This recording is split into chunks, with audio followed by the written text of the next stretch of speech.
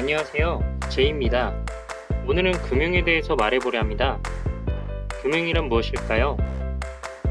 최근에 올린 영상들은 복귀해보니 지구상에서 가장 중요한 시스템 중에 하나가 바로 금융이라고 느꼈습니다. 왜 그렇게 느꼈는지 한번 알아보겠습니다. 중요하다 보니 내용이 생각보다 광범위해서 저도 공부하면서 제작하는 영상이니 부족한 부분이 있을 수 있음을 사전에 알리겠습니다. 금융, 사전적 정의로는 금전을 융통하는 일, 즉 자금의 수요 공급에 관계되는 활동입니다. 경제생활 중에 은행, 증권 또는 보험업자가 시장 주체로부터 자금을 모집하고 기타 다른 시장 주체에 빌려주는 역할을 합니다. 여기서 말하는 시장 주체란 예금자, 증권 투자자 또는 보험 가입자 등이 되겠습니다. 이러한 서비스업에 종사하는 사람을 금융업자라고 하며 금융과 관계된 학문 분야를 금융학이라고 합니다. 보편적으로 정부, 개인, 조직 등의 시장 주체가 자금 모집을 통하여 자금을 배합하고 사용하여 생산하는 모든 자본입니다. 분류는 기준에 따라 나뉩니다. 개인금융과 기업금융이 있고 개인금융은 부동산 금융과 신용금융이 있습니다. 기업금융은 직접금융과 간접금융이 있습니다. 직접금융이란 금융기관 등을 거치지 않고 증권, 채권 등의 판매 등을 통해 투자자로부터 자금을 얻는 방법입니다. 간접금융이란 금융기관 등의 중개기관을 통해 간접적으로 투자자에게서 자금을 얻는 방법입니다. 기간에 따른 분류도 있습니다. 금융은 약속된 상환하는 기간에 따라서 단기금융과 장기금융으로 분류됩니다. 단기금융은 보통 6개월 이내이며 운전자금의 대차를 말하고 장기금융은 1년 이상이며 설비자금의 대차를 말합니다. 또 6개월에서 1년까지의 것을 중기금융이라고 하는 경우도 있습니다.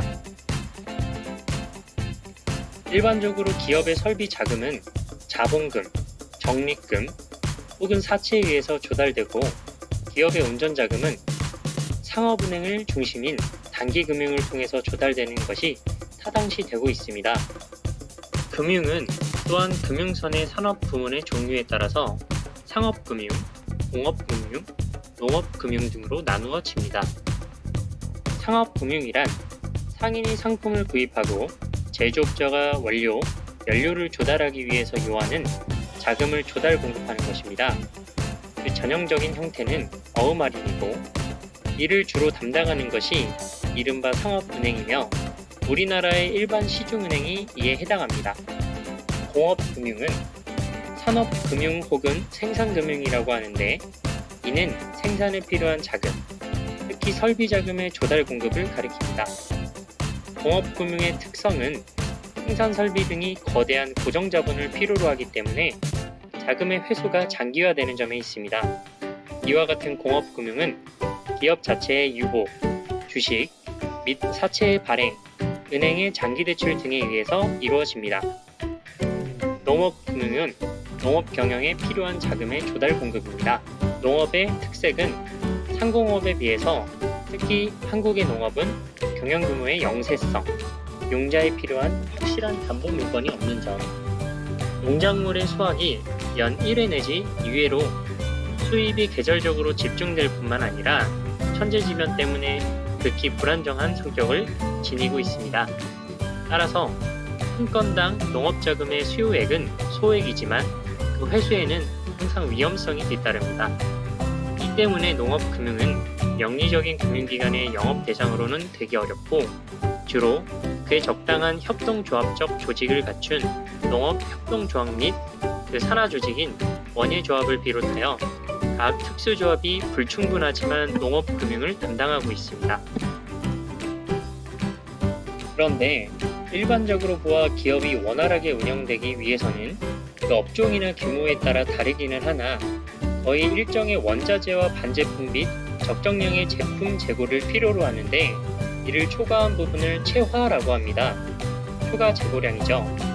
시황이 기업가의 예상과는 달라 이와 같은 채화가 생기면 기업은 그만큼 과중한 자금의 고정화에 봉착하게 되어 곤란한 지경에 처하게 됩니다. 이러한 경우 기업가가 자금 회수의 필요 때문에 할 수 없이 재고품을 투매한다면 이로 인해서 가격은 더욱 하락하는 일련의 악순환에 빠질 위험이 있습니다. 따라서 기업은 이 같은 투매 때문에 보게 되는 손실을 피하기 위해서 금융기관의 융자를 구하게 되고, 금융기관 측에서도 기업의 도산으로 인한 자금의 회수 불능 상태가 발생하지 않도록 때때로 이에 응하지 않을 수 없게 되는 것입니다. 이러한 경우 금융을 특히 채화금융 또는 채화융자라고 합니다. 여기까지 들어보니 대충 금융이라는 것은 상대방을 신용하여 이자를 받고 자금을 융통하는 것이구나 라고 이해하면 되겠습니다. 이제부터 중요해지는 금융 시스템의 판도라의 상자, 바로 파생상품 부분입니다. 사실 이것 때문에 영상을 제작하게 되었습니다. 금융 파생상품이란 채권, 금리, 외환, 주식 등의 금융자산을 기초로 파생된 상품인데, 정통적인 금융상품 자체를 대상으로 한 상품이 아니라 금융상품의 장래 가격 변동을 예상해 만든 금융상품의 가격 움직임을 상품화한 것입니다.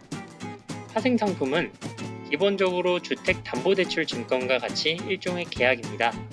이 계약으로 은행들이 늘상 하던 일을 할 수 있게 됩니다.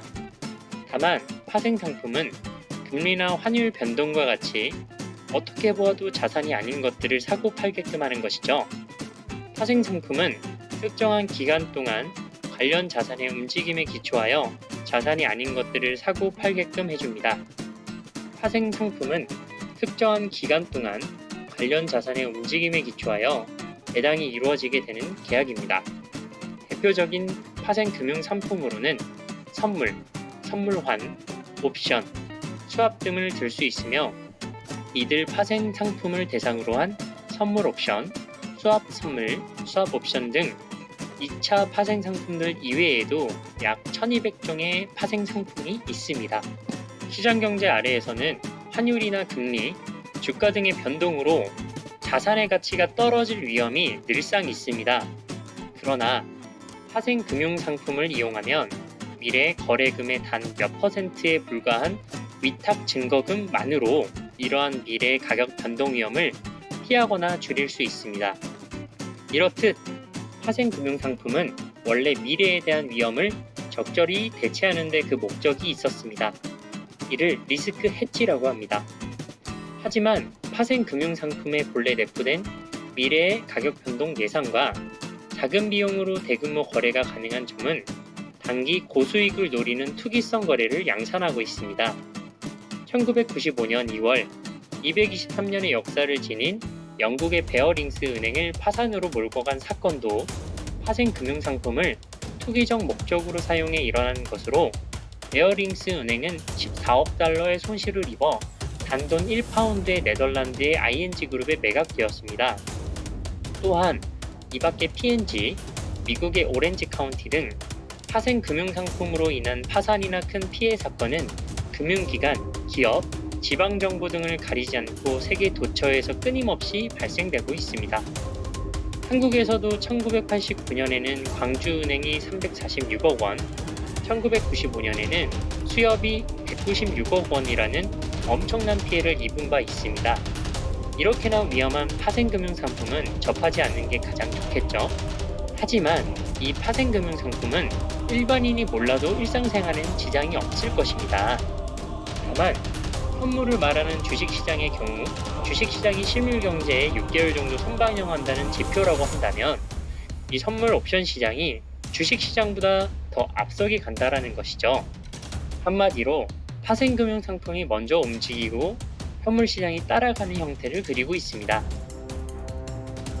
파생상품을 알아보기 위해 서칭을 해보니 생각보다 나오는 게 제한적이었습니다.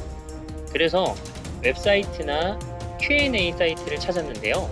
아하라는 사이트를 찾았습니다. 네이버 초창기에는 지식인으로 많이 성장했고요.